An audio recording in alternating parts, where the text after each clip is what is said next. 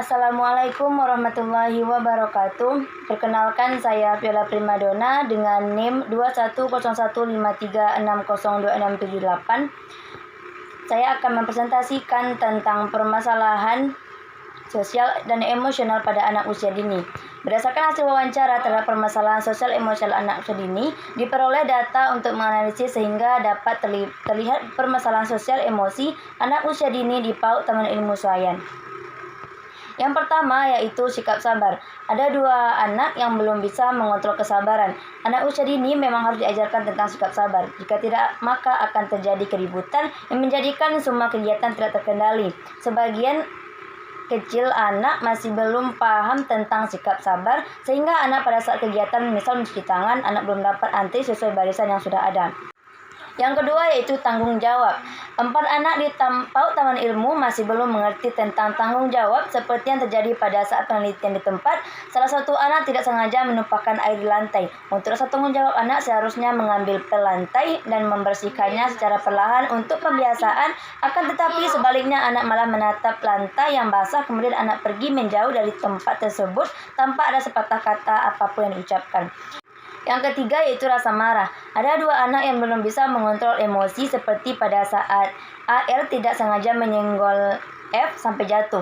F langsung bangun dan mengejar AR sampai dapat dan memukul AR hingga menangis. Jika pembalasannya belum terpenuhi, F akan terus mengejar hingga pembalasan tersebut tercapai.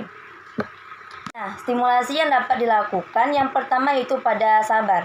Dalam melatih sabar, anak digunakan metode demonstrasi. Proses penerimaan siswa terhadap pelajaran akan lebih berkesan secara mendalam sehingga membentuk pengertian dengan baik dan sempurna. Juga siswa dapat mengamati guru selama proses pembelajaran berlangsung. Adapun penggunaan metode demonstrasi mempunyai tujuan agar siswa mampu memahami tentang cara melakukan sesuatu, mengatur dan menyusun sesuatu. Misalnya kegiatan menggunting, guru dapat mempraktekkan secara detail, kemudian siswa mempraktekkannya. Yang kedua yaitu tanggung jawab. Caranya itu menjadi contoh dan konsisten. Menjadi panutan bisa kita lakukan dengan melakukan hal-hal sederhana. Misalnya, mengucapkan maaf atau mengembalikan barang yang tidak sengaja tersenggol saat kita berbelanja di supermarket bersama anak. Agar konsisten, lakukan dengan segala hal, walaupun kita sedang sangat lelah. Yang selanjutnya itu mulai dari hal sederhana.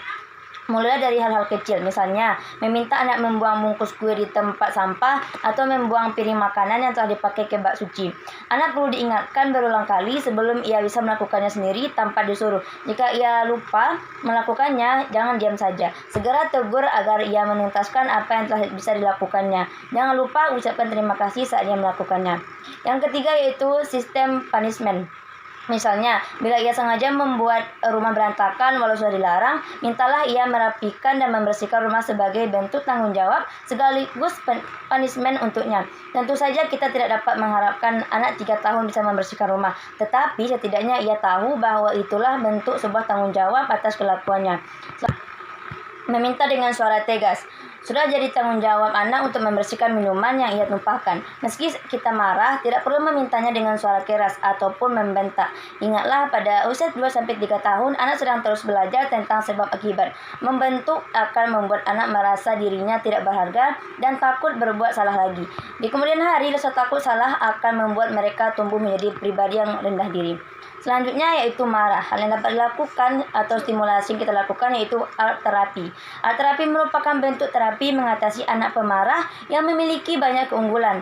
Selain dapat diterapkan pada berbagai kalangan atau usia, terapi ini dapat dilakukan dengan berbagai cara. Terapi seni dapat dilakukan dengan cara melukis, menggambar, membuat patung, atau membuat tembikar. Terapi ini didasarkan pada teori bahwa proses kreatif sangat bergantung pada emosi seseorang, dan proses tersebutlah yang diharapkan mampu mengatasi konflik dan masalah yang dihadapi, mengembangkan kemampuan interpersonal, mengurangi stres, meningkatkan rasa percaya diri dan self-awareness, serta membangun kesukaan diri.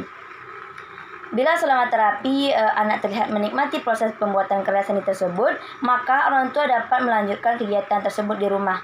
Selain sebagai penyaluran bakat, cara ini juga akan membantu anak untuk terus dapat mengontrol emosi yang ia rasakan.